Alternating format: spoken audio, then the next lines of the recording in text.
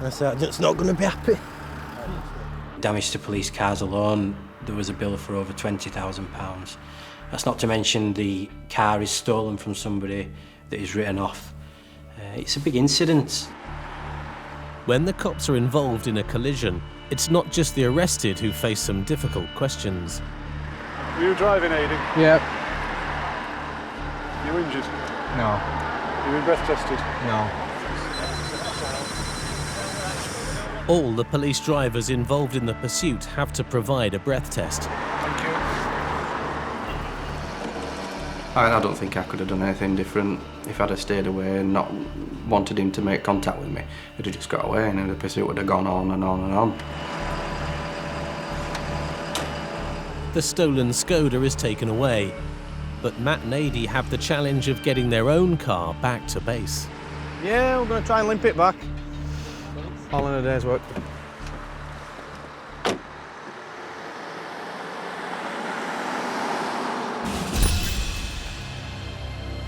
Back in Hull, PC's Rob Jones and Mick Roth have persuaded the man found with a small amount of cannabis to take them to his house. And they're hoping to find out why he was reluctant to let them in. As soon as we've walked through the front door, as I've looked to the left, there's a relatively large amount of cannabis on the table. Are you giving us the right address then? Hang on. Yeah. Is the hotel St House? Seriously? I'm No. going to look round, all right? Well, not really, no.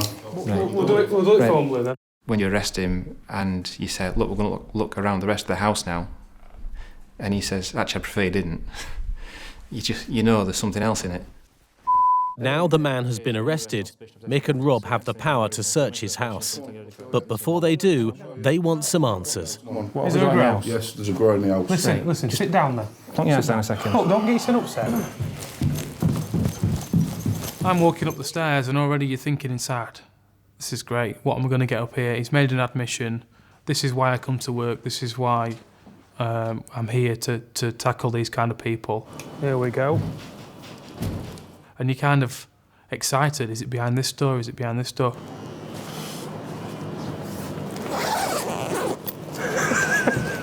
Happy days. As you unzip it, the smell hits you, the light from the lamps hits you, the heat hits you, and you think, great result, absolutely great result. All this because you pulled up at the side of the road. Well, Yes, mate. It's your bad day, mate, isn't it? It's unlucky. It's a massive hall. I don't think you'd get very many more than 70, 80 plants in a small terraced house. So, to be fair to that chap, he's actually done quite well to squeeze as many in as he has. Call that a result, pal, wouldn't you? I would. If the moment's right and the luck's on your side and you put yourself in the right place at the right time, it just pays off. It's all worth it. It is all worth it.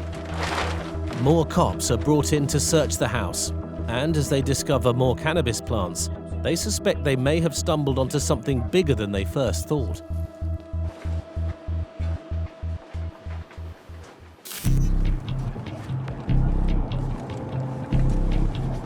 "48 miles away, on the A1 north of Pontefract, PC Debbie Collinson is working alone.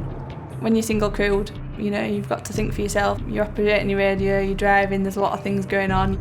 You do have to be on the ball and be thinking a little bit more. We've got a report coming of an RTC on the A1 southbound. Vehicles are in live lanes. And there's reports of some injuries. How serious they are at this moment in time, I don't know. The accident is at the start of the unlit motorway section of the A1. There's a danger that if any cars are blocking the lanes, they'll cause further accidents.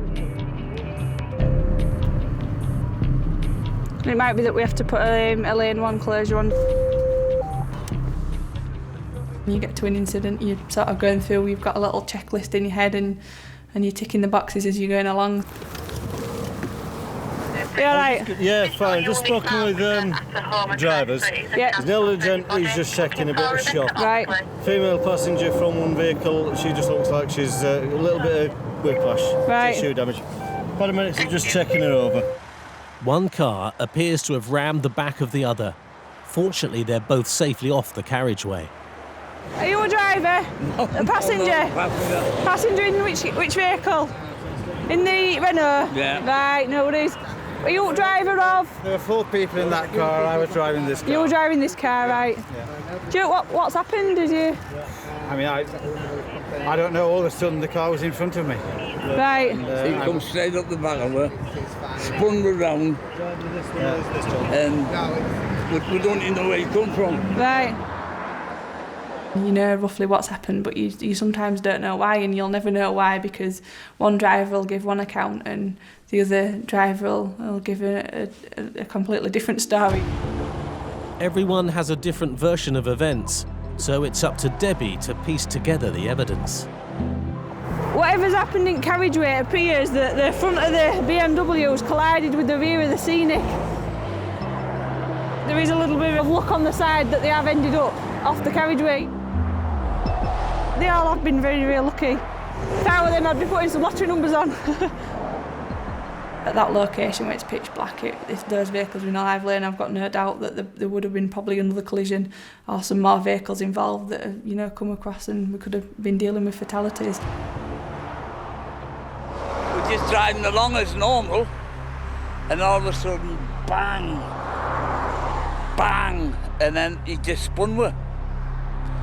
The car behind, he just come from nowhere. And we were in the slow lane. I just couldn't believe what he'd done. It's becoming clear no one is to blame, but what is certain is that they all had a narrow escape. My brother-in-law, he stopped it from going up the embankment somehow. If I'd have went up the embankment, I was straight in case we turned over, and it would have been a lot worse. But looky there, very lucky. Absolutely horrible.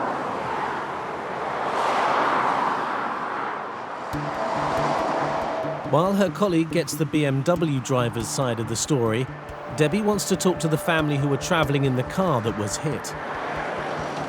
Only me, here, right. Can I come in? By all means. Hello. Right, who's driver? They're still sort of getting to grips with what's going on, so when I got in the ambulance and started chatting to them, and we had a little bit of banter. Do you want us to take him away? I think it sort of sometimes helps people because it's, you know, it distracts them from what's happened. Albert, the driver of the Renault, is uninjured but badly shaken. It's trouble in the blue. Wasn't expecting it. No squeaky brakes, nothing. Just a big bang. Bless him, he were in such shock. You know, he'd just been tootling along on the motorway, and then the next thing you know, bang, and he's spinning round and he ends up off the carriageway. I just seen the headlights, they're coming the wrong way, and I thought we've had it, you know. Just luckily there's somebody up there looking after her.